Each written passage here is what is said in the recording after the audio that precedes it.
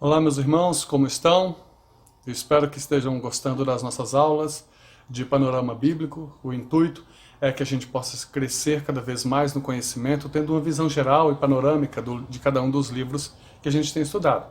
Nosso intuito é chegar no final e termos aí a maior quantidade de livros possível, ou um panorama de cada um dos livros, para que você tenha uma noção do que cada livro da Palavra de Deus tem a nos ensinar. Então, quero que você saia no final de cada aula entendendo o que esse livro fala, qual é a lição para a minha vida, como isso se aplica para mim.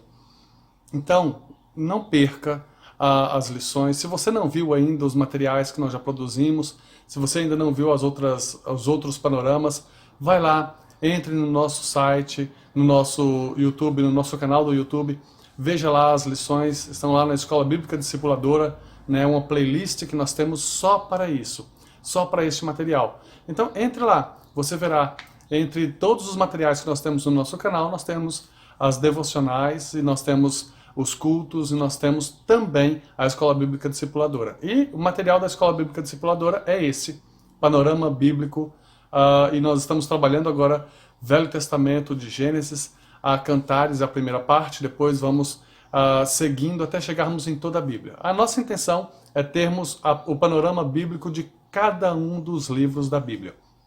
Se Deus quiser, chegaremos em breve aí, vamos continuando. Nós estamos trabalhando ainda Pentateuco, e eu tenho certeza que você já deve ter visto aí os anteriores, né? Gênesis, Êxodo, Levítico. Hoje nós vamos trabalhar com Números. Isso mesmo, esse é o nosso estudo de hoje, aula em Números. Qual é a relevância de estudarmos Números? Por que o livro de Números é tão importante, ou por que é importante estudar o livro de Números?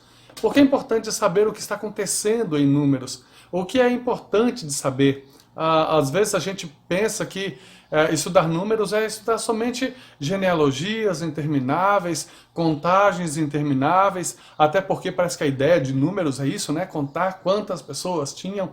E de fato, há 2 recenseamentos no livro de Números, nós vamos ver isso. Mas qual a importância, qual a relevância de sabermos acerca disso, de estudarmos isso e nós entendermos o que está ali no livro de Números, o que tem, qual é o seu contexto, qual é o seu ensino, como se aplica para a minha vida, para a sua vida. Você já pensou sobre isso? Já avaliou quão importante é estudar esse livro? Muitas vezes, quando a gente estuda Números, dá um cansaço, não é verdade? A gente para ali, aquela sonolência, não dá vontade de continuar, mas tem muita coisa boa para estudarmos em Números. E nós vamos, então, avaliar. Primeiramente, vamos ver quais são os alvos da nossa lição. O que a gente tende a encontrar? Qual é a nossa intenção estudando Números? Então, primeiro é entender a relevância do livro de Números. Só quero que você saia daqui sabendo, o livro de Números é importante. E qual é a sua importância? Segundo, agradecer a Deus por sua fidelidade. Nós vamos ver que a fidelidade de Deus é incrível em todo o livro de Números. Deus demonstra a sua fidelidade para com o seu povo, Deus zela pelo seu povo durante todo o tempo no livro de Números. Terceiro, é listar circunstâncias que mostram a fidelidade de Deus na vida diária do seu povo e também na nossa. Então, como Deus tem sido fiel, de que maneira Deus tem demonstrado o seu carinho, o seu amor, o seu cuidado, o seu zelo, a sua fidelidade para com os seus filhos, derramando sua graça, e mesmo quando Ele derrama seu juízo sobre o seu povo, de que maneira Deus demonstra esse amor infinito, esse amor maravilhoso para com o seu povo. Então vamos juntos estudar o livro de Números. E a primeira coisa que nós vamos fazer é uma breve introdução da nossa aula. Vamos ver. Se você fizer entrevistas em sua igreja, você vai descobrir que Números é um dos livros menos lidos entre os cristãos, entre todos os membros. Talvez a maioria das pessoas nem saiba qual o conteúdo de Números, já que o título em português não nos leva ao tema principal do livro. Não fala exatamente o que está acontecendo no livro. Números é um misto de leis, histórias relevantes para nos ensinar a viver de acordo com a vontade de Deus ainda hoje. Conte as lições e não os números deste livro, aprendendo um pouco mais sobre como viver como o Senhor quer. Números praticamente retoma a narrativa do livro de Êxodo. ele lembra que a gente passou, né, Gênesis, Êxodo e fizemos Levítico. Agora estamos em Números. Em Números, ele retoma a narrativa de Êxodo. Êxodo encerra com o capítulo 40, verso 17, dizendo que no primeiro mês do segundo ano, no primeiro dia do mês, se levantou o tabernáculo. Números capítulo 1, verso 1 diz que no segundo ano, após a saída dos filhos de Israel do Egito, no primeiro dia do segundo mês, falou o Senhor a Moisés na tenda da congregação. Ou seja, um mês depois de ter levantado o tabernáculo, então foi que Deus falou ao coração de Moisés. Deus falou com o povo mais uma vez. Então existe um intervalo de apenas um mês aí entre a edificação do tabernáculo no final de Êxodo e a ordem para recensear o povo no início do livro de Números. Então não houve aquele espaço de tempo onde Levíticos foi entregue, não. Não. Encerra-se Êxodo, começa-se Números. Levítico vai ser dado no período da caminhada aí pelo deserto entre Sinai, né, que Levítico vai ser dado ali a partir do Sinai, e também na caminhada aí durante o livro de Números. Então é como se Levíticos estivesse interligando os dois livros de Êxodo e de Números e Deuteronômio. Os três livros, na realidade, né? Mas Números começa aí basicamente uma narrativa seguinte de Êxodo. Então vamos lá. Quem é o autor? Quando é que foi escrito? Qual o nome verdadeiro desse livro, então, já que em português ele é Números? Qual o estilo literário desse livro?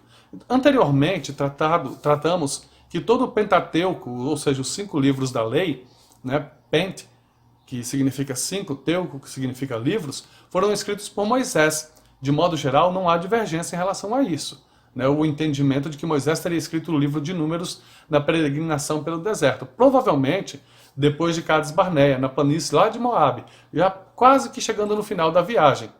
Por volta aí de 1440 a 1405, lembrando que estamos contando, né, retroativamente. Seu estilo mistura, o estilo de escrita do livro de Números, mistura história e legislação. Ele tem uma mistura aí entre a narrativa histórica e leis. Então tem uma mescla aí de estilos. Na Bíblia hebraica, os nomes dos livros são tirados sempre nas primeiras linhas do livro. No caso do livro de Números, seria No Deserto. Esse livro em hebraico, o título dele é No Deserto. Números veio por razões, esse título, né, veio por razões dos 2 recenseamentos que aconteceram, que foram feitos e que são narrados no livro, que está lá no capítulo 1 e no capítulo 26. Mas é importante fazer uma observação útil de que Números, e é importante fazer isso agora, né, no decorrer dos nossos estudos, sobre o panorama do Antigo Testamento a respeito da Septuaginta. O que é isso? O que é Septuaginta?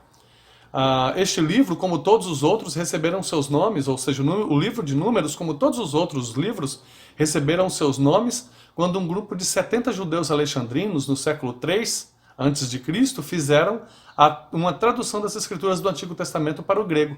Daí, então, deu-se o nome de Septuaginta. E aí, deu-se o nome ao livro que nós conhecemos como Números, de Números. Mas, em hebraico, era conhecido como No Deserto. Na realidade, é mais interessante o nome em hebraico do que o nome que nós temos em português, derivado do grego. Porque, de fato, no deserto representa exatamente aquilo que estava acontecendo com o povo, aquilo que estava acontecendo na transição, na caminhada. Exatamente tudo que Deus havia feito no deserto. Então, essa é a ideia aí da ideia do livro de Números. Então, vamos lá? Uma visão panorâmica do livro de Números. Primeiro, nós temos aí uma visão rápida, né? Informações básicas. O autor, então, é Moisés, escrito entre 1440 e 1405, né? Não se tem aí uma data exata, né? Mas possivelmente nessa data, antes de Cristo, 1440 a 1405 antes de Cristo. Local, no deserto, com certeza. O alvo foi para o povo de Israel, o alvo do livro é o povo de Israel. O versículo-chave é Números 9, 23. E a palavra-chave desse livro é fidelidade. A fidelidade de Deus para com a promessa feita ao seu povo e também a fidelidade exigida ao povo para com o seu Deus. Ok? Nós vamos trabalhar um pouco disso aí. Uma estrutura que nós temos aqui no livro de Números, uma estrutura proposta aqui pela editora cristã evangélica, muito jóia essa estrutura, que diz que Números, capítulo 1 ao 10, nós temos aí, aliás, dividido na realidade em duas partes, né? Velha geração e nova geração. E na velha geração nós temos números de 1 a 10, que é a preparação, depois indo para o Sinai, a organização, Deus santificando o seu povo. Depois, números 10 a 12, o começo em Cades Barneia, o descontentamento, Deus ouve o povo. Aí, números 13 a 20, nós temos uma parada, né, Cades Barneia, disciplina de Deus, Deus castiga o seu povo, por causa da sua rebeldia, da sua reclamação. E números 20 a 21, rumo à terra, partindo para Edom, Moabe, fazendo aí uma transição, e Deus aí castigando o seu povo, Deus exercendo juízo sobre um povo que era rebelde, que era reclamão, que era murmurador, né? Reclamar é diferente de murmurar, mas um povo murmurador, né? E aí nós temos a segunda parte do livro, segunda proposta aqui da editora cristã evangélica, a nova geração, que é números 22 a 36, que é rumo à terra, indo Moabe, Transjordânia, né? A planície de Moabe, a Transjordânia, e a organização do povo, Deus abençoando o povo mais uma vez. Agora aqui uma nova geração. Então veja que foi dividido o livro apontando para dois tempos. O tempo da velha geração, aqueles que saíram da terra do Egito com Moisés, e a nova geração, aqueles que vão entrar na terra prometida. É interessante salientar que aqui há uma saída, né? Um povo que saiu, um povo que deixou a terra, o Egito, e eles não vão entrar na terra prometida. Por causa da sua incredulidade, por causa da sua rebeldia. Esse povo que vai entrar na Terra Prometida é uma nova geração. Entenderam? Então é isso que nós vamos trabalhar aqui, essa divisão que nós temos na estrutura do livro de Êxodo. Seguindo ainda, eu quero trabalhar algo interessante aqui, uma ideia, uma proposta de estrutura dada pelo pastor Edson Almeida, e ele diz assim que para muitos autores a divisão pode ser percebida geograficamente, ou seja, de acordo com a transição, com a caminhada deles, ou também para outros a divisão ocorre cronologicamente, considerando aí a velha geração, a nova geração, e não haveria nenhum problema de misturar as duas coisas, não haveria nenhuma dificuldade de juntar as duas e criar uma estrutura que pudesse ampliar e englobar, né, tanto geográfica quanto cronologicamente. Não haveria nenhum problema de uma perspectiva que contemplasse os dois. Mesmo que em Números o livro de Números se apresenta como um livro de movimentos, né? Não é um livro que está preso a um tempo, não é um livro que está preso a um lugar apenas. O povo está em transição. Então, essa transição ocorre durante um tempo, durante um período, é algo que acontece, né, num período, e também é uma transição geográfica, né? Eles estão indo de um lugar para outro. Então, é interessante considerar aqui que o livro de Números, ele aborda as duas circunstâncias. Portanto, tem aí uma proposta, né, trazida pelo pastor Edson, que é do capítulo 1 até o verso 14, até o capítulo 14, perdão, capítulo 1 ao 14, nós temos a antiga geração que vai do Sinai até Cades Barneia. E do capítulo 15 ao 20, nós temos a transição entre as gerações, o período do deserto, e do 21 ao 36, a nova geração, que vai de Cádiz até as planícies de Moabe. Como é que eu vou entender isso direitinho? Como é que pode isso ficar claro? Bom, nós temos um mapa aqui que dá para você ter uma noção mais ou menos. Então a primeira geração está ali no triângulo, né, lá no deserto do Sinai. Então essa é a primeira geração, a geração mais antiga. Então essa geração antiga está lá no deserto do Sinai. Aí nós vamos ter aí, segundo a proposta do pastor Edson, a transição, o período de transição, que está ali no quadrinho, né, no deserto de Cades Barneia, deserto de Zin. Nós temos aí a transição da velha geração para a nova geração.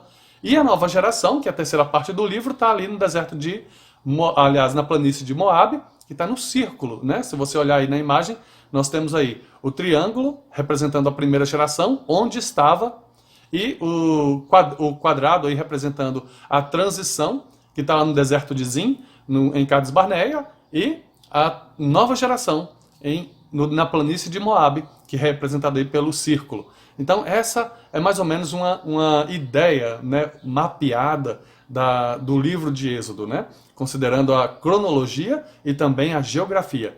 Considerando lá, desde o deserto, O livro de Êxodo encerra no deserto, o livro de Números começa no deserto do Sinai.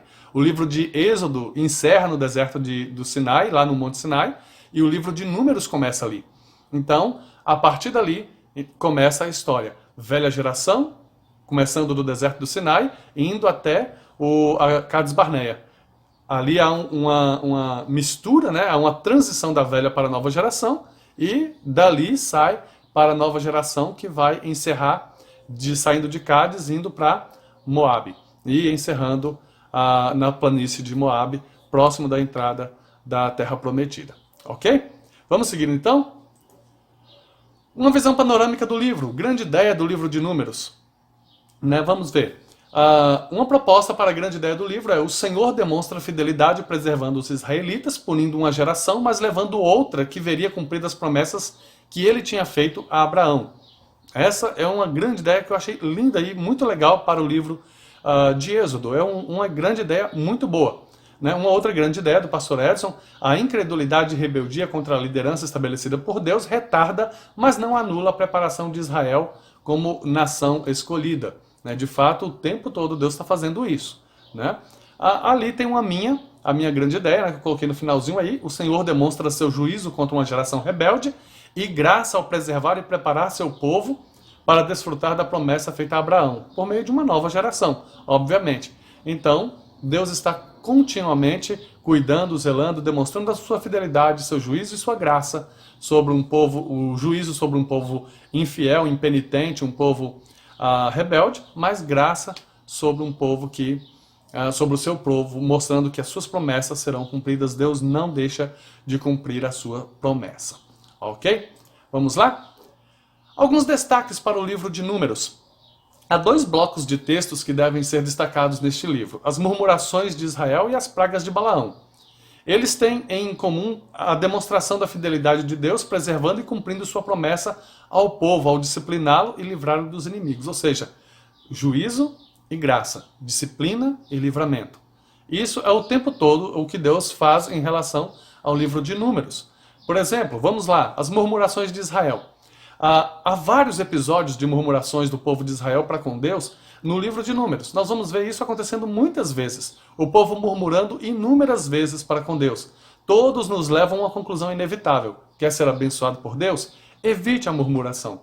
Mas fique atento, não confunda desabafo com murmuração. Desabafar é quando você abre o coração e sinceramente diz a Deus aquilo que perturba, aquilo que dificulta, aquilo que está complicado na sua vida. Murmuração é aquela reclamação constante, sem fundamento, sempre exigindo algo da parte de Deus, mas sem nunca oferecer algo a Deus. Então isso é murmuração, é a diferença entre murmuração e desabafo. E nós vamos ver que no livro de Números há muita murmuração do povo de Israel. Deus continua fazendo sempre grandes coisas, mas o povo continua murmurando. Vamos ver alguns aqui? Por exemplo, Números 11, a vida no deserto. A murmuração, o povo tinha saudade das mordomias do Egito. E aí a pergunta é: que mordomia? Eram escravos. Mas enfim, eles acham que no deserto está pior do que no Egito. E aí o que Deus faz? Disciplina. Ele manda fogo e suprimento, carne. Né? Deus está agindo aí. Né? Esses são os atos de Deus.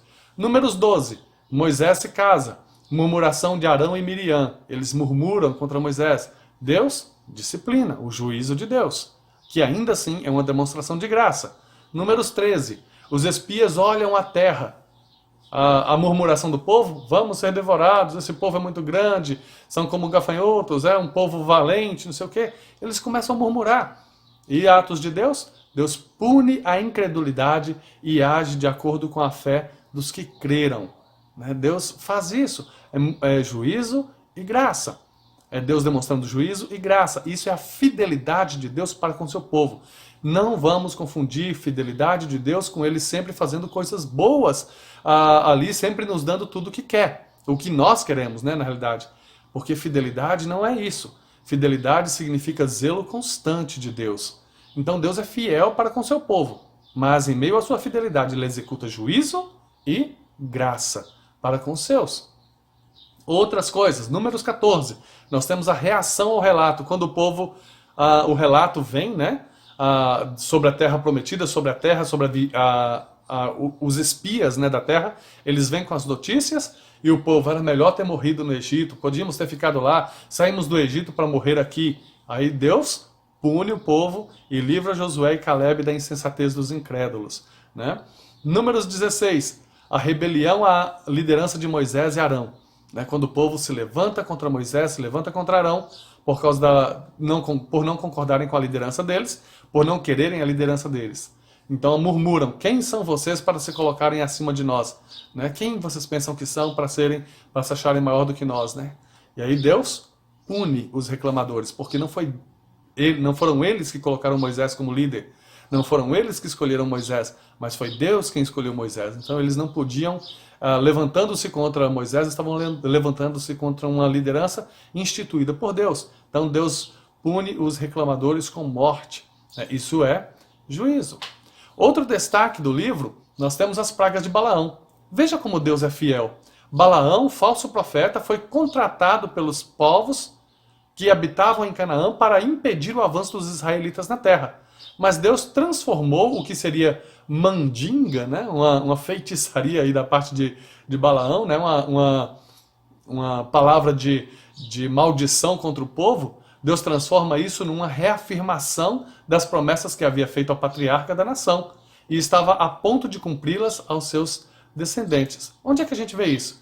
Por exemplo, o praga de Balaão. Balaão era um estrangeiro, né? O seu nome significa não do povo. Balaão recebeu dinheiro pelo trabalho. Os profetas de Deus, eles não queriam recompensas humanas, eles falavam aquilo que Deus mandava sem esperar recompensas. Então, algumas coisas que nós podemos aprender ainda, né, acerca das pragas de Balaão. Balaão era persistente em prejudicar o povo de Deus. Né, nós vemos isso aí em Deuteronômio 23, 4 a 5, 31, 16, Números 31, 16. É muito importante. Pare o vídeo, veja os textos, avalie os textos, leia, entenda o que está acontecendo por trás da história. Balaão está descrito negativamente no Novo Testamento. Se você olhar lá para Judas, capítulo 11, e Apocalipse 2, 14... você vai ver que as referências acerca de Balaão não são interessantes, não são boas, não são coisas bonitas, né? Balaão não é tido como algo, uma boa referência, né? E devido à sua, sem dúvida, à sua ação. Então é muito interessante o fato de que os encantamentos de Balaão terem relação com as promessas pactuais que Deus faz a Abraão, lá no livro de Gênesis. Por exemplo, se você abrir Gênesis 12, 3, Deus fala que vai fazer de Abraão uma grande nação. Números 23, 8, nós vamos ter algo diferente disso. Vamos ler, vamos abrir a palavra. Aqui na palavra nós vemos assim, Gênesis 12, 3. Abençoarei os que te abençoarem e amaldiçoarei quem te amaldiçoar. E todas as famílias da terra serão abençoadas por meio de ti. Gênesis 12, 3. Nós temos essa promessa feita a Abraão. Isso foi o que Deus falou a Abraão. Quando a gente viaja lá para Números 23, no verso 8, nós lemos assim: como amaldiçoarei a quem Deus não amaldiçoou? Como sentenciarei a quem o Senhor não sentenciou? Essas foram as palavras de Balaão. Ele estava agora aqui indignado. Como é que eu vou fazer isso? Deus abençoou esse povo, como é que eu vou amaldiçoar? Né? Se você pega aí as outras promessas, eu desafio você a fazer isso, dá uma pausa no vídeo, pega os textos, se quiser os slides, é só me solicitar, envio para você os slides. Em Gênesis 12, 3, 15, 5, comparando com Números 23, verso 10, nós temos a promessa da descendência tão numerosa que é reafirmada aqui. No 23, 10 de Números, nós lemos assim: quem poderia contar o pó de Jacó e o número da quarta parte de Israel? Que eu morra a morte dos justos, e o meu fim seja como o deles. Então, mais uma vez, aquilo que deveria ser a praga se torna, mais uma vez, uma reafirmação da promessa. Gênesis 12, 3 ainda, que fala sobre a expansão, Deus falando mais uma vez aí, a expansão, fazendo uma grande nação, e a fidelidade de Deus em abençoar o seu povo, a fidelidade pactual continua, de bênção. Números 23, 20, olha só.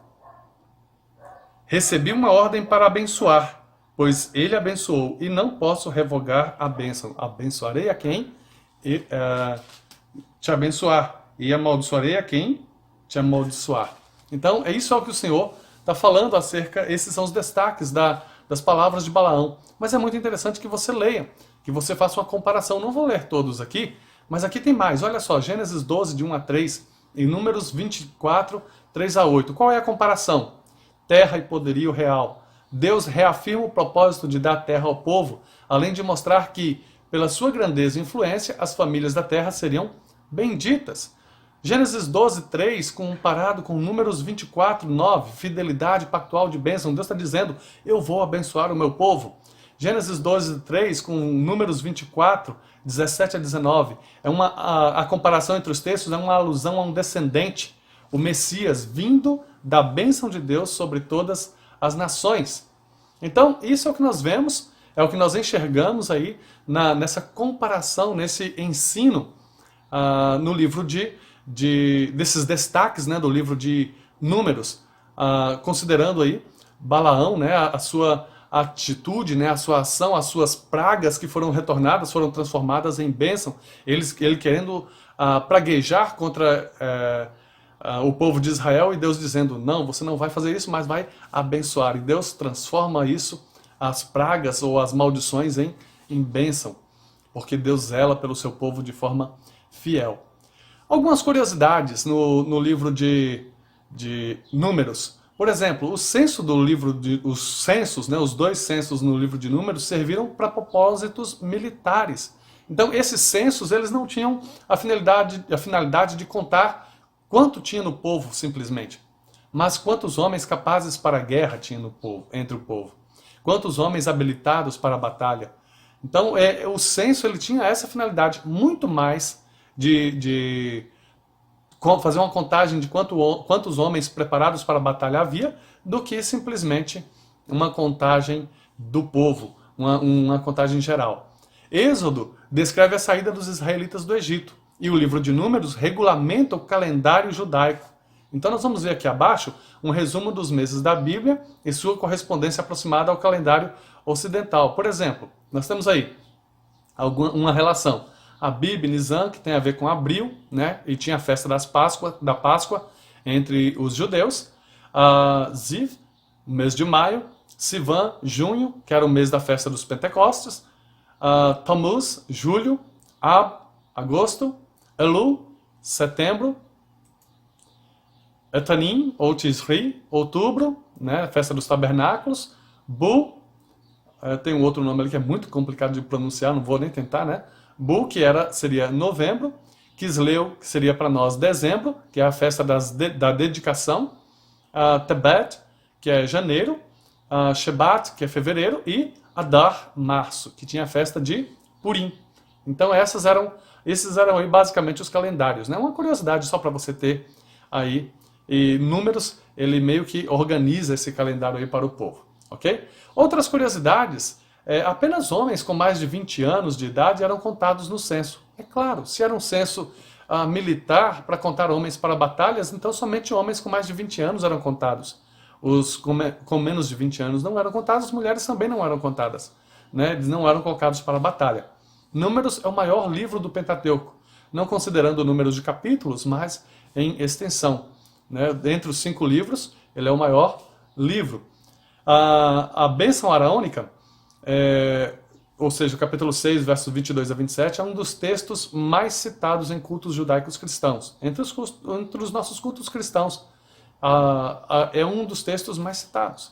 E é interessante a gente saber disso, né? Números 6, 22 a 27 é um dos textos, né? Uma das bênçãos mais citadas. Você sabe como é que é essa bênção? Sabe ela de cor? Se não, abre lá. Vamos abrir Números 6, 22 a 27. Eu vou ler e vocês me acompanhem.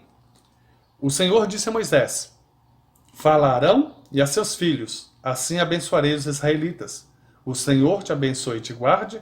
O Senhor faça resplandecer o seu rosto sobre ti e tenha misericórdia de ti. O Senhor levante o seu rosto sobre ti e te dê a paz. E assim invocarão o meu nome sobre os israelitas e eu os abençoarei. Legal, né? Bonita. Doutrinas ensinadas no livro de Números. Quais são as doutrinas ensinadas? Primeira coisa, que Deus é quem sustenta. Deus é o sustentador do seu povo. É Deus quem mantém. É Deus quem guarda, é Deus quem protege, é Deus quem sustenta o seu povo.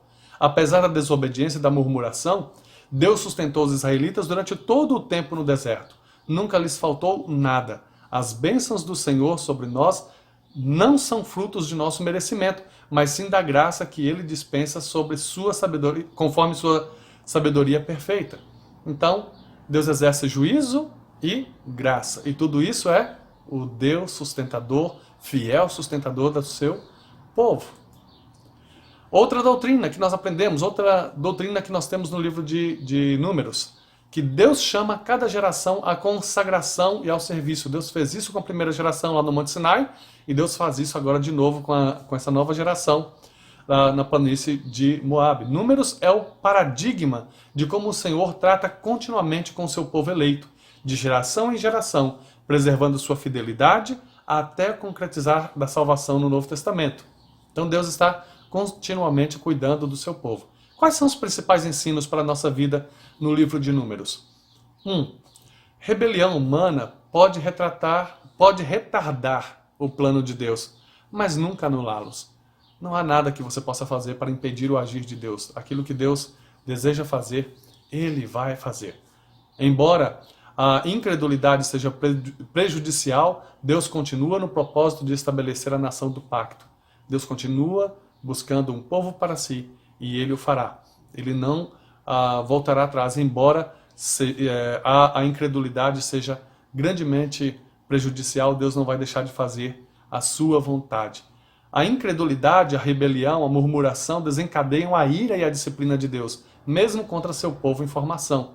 Deus está ensinando isso lá. Deus está fazendo isso com o povo de Israel. Né? Deus está exercendo o seu juízo ali. 4, a hierarquia é estabelecida por Deus como meio de produzir ordem. Né? Rebelar-se contra a organização que Deus estabelece para o seu povo é rebelar-se contra aquilo que Ele deseja, é rebelar-se contra Ele. Né? Então, é uma lição aí, um ensino a ser aprendido. 5, Deus provê todas as necessidades do povo que Ele escolheu.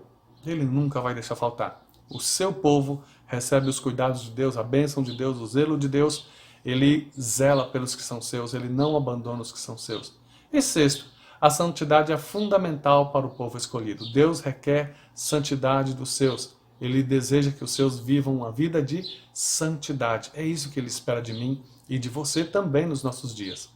Então, concluindo, Números nos ensina a contar não quantas pessoas há em nossas igrejas ou em nossa lista de amigos, mas sim a quantidade de bênçãos que o Senhor derrama em nossa vida. Essa contagem serve para nos lembrar que Ele é um Deus fiel, gracioso e justo, independente de nós correspondermos ou não ao seu amor e à sua graça. Ele é fiel às promessas que fez, Ele é gracioso no abençoar, Ele é justo no disciplinar, porque Ele é Deus. Por isso, confie em que Ele sabe o que é melhor e que nunca deixará de suprir qualquer necessidade que você venha a ter ou que você venha a padecer. Creia, Deus é fiel, gracioso e justo. Ele não desampara os que são seus, Ele age com fidelidade, Ele derrama bênçãos que nós não merecemos, mas Ele também disciplina a quem ama. Amém? Vamos lá? Vamos aplicar isso tudo que a gente viu aqui para as nossas vidas? Primeira coisa que eu quero que você entenda, precisamos crer na imutabilidade dos propósitos de Deus. Ele é perfeito, Deus não muda. Deus não muda. Aquilo que Ele deseja fazer, Ele vai fazer. Perceba que o pecado quebra a comunhão e produz a disciplina de Deus. Portanto, precisamos confessá-los a Deus, confessar os nossos pecados a Deus e abandoná-los. Então, perceba o que o pecado traz, ou quão danoso é o pecado na nossa vida, na vida dos filhos de Deus. Não permita que isso impeça o agir de Deus na sua vida, a bênção de Deus para você. Precisamos aceitar aqueles que Deus tem colocado como autoridade sobre nossas vidas e honrá-los. Precisamos confiar que Deus supre e suprirá todas as necessidades para o nosso bem. E nossa participação no que Deus está fazendo é confiar. É ter fé. Você crê? Você tem fé? Meus queridos, espero que vocês estejam aproveitando muito os livros que nós estamos fazendo aqui, as aulas de Panorama Bíblico. Espero que vocês estejam tirando as lições principais de cada um desses textos e aplicando ao seu coração. O desejo é que, no final das contas, você entenda que a Bíblia, a Palavra de Deus, tem lições preciosas para a sua vida, te conduz a uma proximidade com Deus cada vez mais. Espero que fique conosco e que nos acompanhe no nosso próximo encontro, no livro de Deuteronômio, já que nós já vimos Gênesis, Êxodo, Levítico e agora Números.